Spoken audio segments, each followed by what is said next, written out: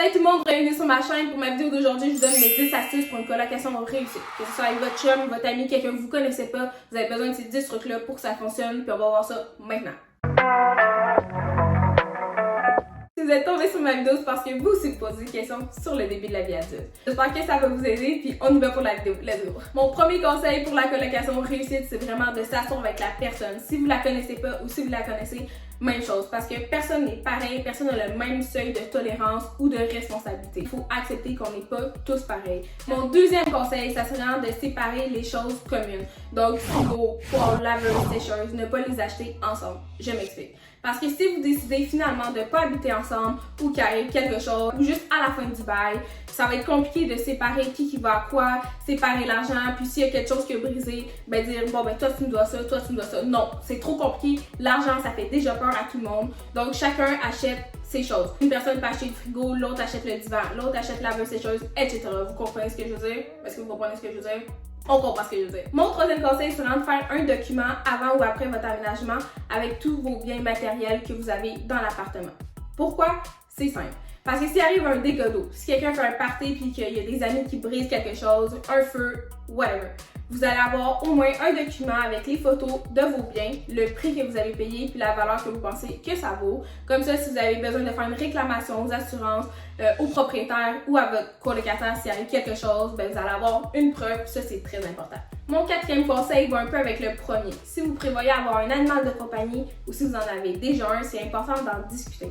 Parce que si les deux vous en avez un, ça veut pas dire qu'ils vont s'entendre bien ensemble. Puis aussi, c'est beaucoup de coûts. Si elle en a un, puis toi vous en avez un, puis que vous devez les faire stériliser ou quoi que ce soit, les faire vacciner, c'est important d'en discuter. Conseil numéro 5, les parkings. Très important d'avoir un minimum de 2 parkings.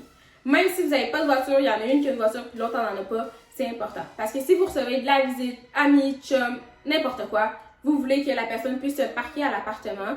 Puis aussi, parce qu'à cause du déneigement, l'hiver, déneigement, parking de nuit, des fois on peut pas, puis là vous prenez l'étiquette, est-ce que ça vous tente? Pas vraiment. Donc minimum de 2 parkings. Puis là, je suis quand même vraiment gentille. Moi, je vous dirais 2 parkings pour vous, puis aussi des parkings visiteurs. C'est pas tous les appartements qui en ont, mais ça serait très important à avoir. Conseil numéro 6 pour les factures, les petites factures. Pas frigo, poêle, comme je l'ai dit. On sépare pas ça. Mais pour Hydro-Québec et Internet, ça c'est le minimum. Là, il faut vraiment être à son affaire parce que ça vient à chaque mois. Faut le payer. Faut le payer. Non, pas de report de paiement. Votre code de crédit, c'est important. Si vous avez plus d'Internet, vous allez faire quoi? Comment vous allez faire pour regarder mes vidéos? Comment ça? Vas-y. Comment ça va faire pour regarder mes vidéos? C'est ce que je pensais. Généralement, Internet et Hydro-Québec, c'est toujours les mêmes prix par mois. Hydro-Québec, si vous avez pris les paiements égaux, puis Internet, si votre consommation, vous la dépassez pas, prenez Internet limité, on veut pas niaiser avec le dépassement, ben ça va être les mêmes paiements. Donc moi, ce que je vous conseille, c'est une personne fait les paiements chaque mois, puis vous enregistrez dans votre application de si vous êtes avec Desjardins, BMO, etc. Si vous êtes en France, je connais pas vos banques, mais c'est la même chose. Vous enregistrez des paiements qui vont se faire automatiquement dans votre compte. Comme ça, vous n'avez pas besoin d'y penser. Si vous avez un doute et si vous connaissez pas la colocataire, c'est vraiment juste vous dire hey, envoie-moi la facture. Comme ça, vous voyez les paiements. On veut pas fourrer personne parce que si vous êtes la personne qui fait les paiements, essayez pas d'en rajouter un peu plus parce que vous manquez d'argent. On fait pas ça, on veut pas de chicane. On fraude pas les gens. Mais mon astuce numéro 7, vous allez être étonné. Je vous dis avant de vous le dire, vous allez être étonné. OK? Moi, quand on me l'a dit, cette astuce-là, j'y croyais pas, je l'ai testé, ça fonctionne. Est-ce que vous êtes prêts? La communication! Communication! Pourquoi c'est le noyau de toutes vos relations personnelles, avec vos amis, votre famille, tout le monde, mais encore plus quand vous habitez avec quelqu'un, parce que vous êtes H24 avec, vous êtes dans ses choses, vous êtes dans vos choses, c'est très important. But don't get me wrong, OK? C'est important de communiquer, mais de la bonne façon. On ne communique pas par texto. On ne communique pas par texto. Je vais vous laisser réfléchir. Non, pas par texto. Pas par des amis, non. Face à face. Pourquoi pas par texto? Parce que par texto, j'ai l'impression qu'on est plus susceptible. On est plus à fleur de peau, puis on se comprend pas. Tu peux dire quelque chose, quelqu'un peut pas mettre d'emoji, tu vas penser qu'elle est fâchée. Moi, je suis comme ça. Moi, je suis vraiment sensible par texto, puis je peux me pogner avec quelqu'un alors que la personne n'était même pas fâchée. Si vous êtes sur votre cellulaire, c'est pour regarder mes vidéos, mais pas pour écrire à votre colocataire, il y a quelque chose qui vous plaît pas. Si vous êtes une personne à chaud, OK, qui parle directement, qui n'a pas de filtre, on fait attention. Parce que la personne qui est en face de vous, là, ça veut pas dire qu'elle est comme vous, ça se peut que ça la blesse et qu'elle ne vous le dise pas. Faites attention à comment on le dit, on s'assoit, on le dit gentiment puis on parle au jeu. Moi, je me sens comme ça, est-ce que tu pourrais m'aider parce que ça, OK? Au jeu. C'est simple, C'est tout. Je veux pas vos excuses. Testez-le puis écrivez-moi en commentaire qu'est-ce que vous en pensez. Si vous aimez cette vidéo-là, je vous en laisse une juste ici que j'ai faite en 2020. Je vous laisse quelques secondes, ajoutez-la à la liste de lecture puis abonnez-vous. T'as bien compris? Abonne-toi. C'est ce que je pensais. Je suis désolée pour les retardataires. On y retourne. On prend son temps pour les visites. Un déménagement, ça se prépare. Faites pas les affamés. C'est pas ma faute si vous êtes pris en retard. Depuis le mois de janvier, vous pouvez regarder des appartements. On signe pas le premier qu'on voit. On signe pas le premier qu'on voit. Vous pensez toujours avoir trouvé la perle rare. J'ai fait cette erreur. Non, non, non.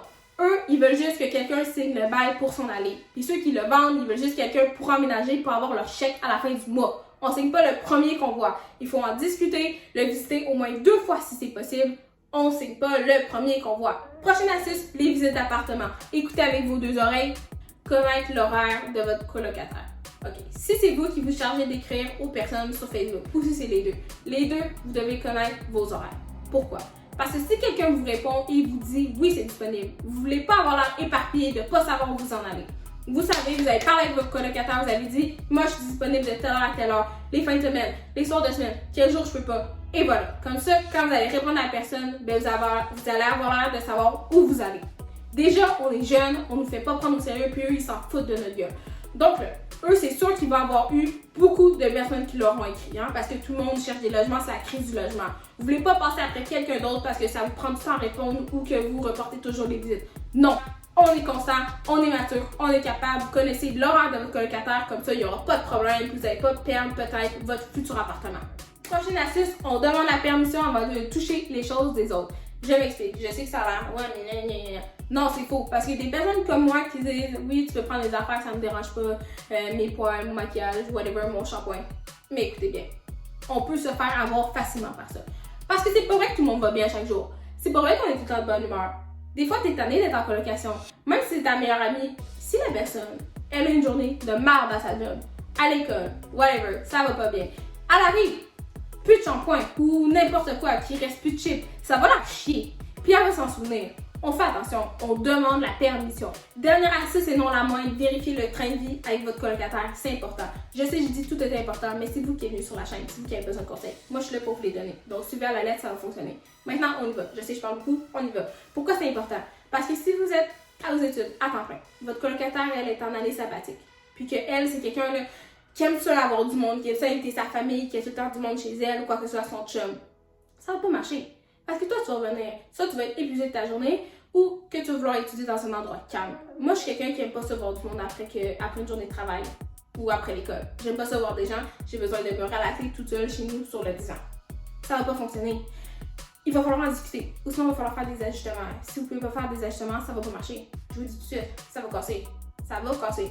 Pourquoi ça va casser, Mika? Parce qu'à la longue, tu vas te tanner. Au début, peut-être que tu vas juste t'enfermer dans ta chambre ou dans le bureau avec des écouteurs pour te concentrer toute seule. Mais tu vas pas faire ça pendant 1 an. Tu vas pas te hide dans ta chambre pendant 1 an. Non, tu vas vouloir aller dans la cuisine, tu vas vouloir aller dans le salon, profiter de ta télé. Non, ça va pas marcher. C'est tout pour la vidéo, guys. J'espère que vous avez aimé ça. On se voit lundi prochain pour une prochaine vidéo. Si vous avez d'autres conseils à me donner, ben écrivez-moi en commentaire. Si vous avez des histoires, j'adore vous lire. On like, on commente, on s'abonne. On va plein de bisous, puis je vous souhaite une belle semaine. Bye tout le monde.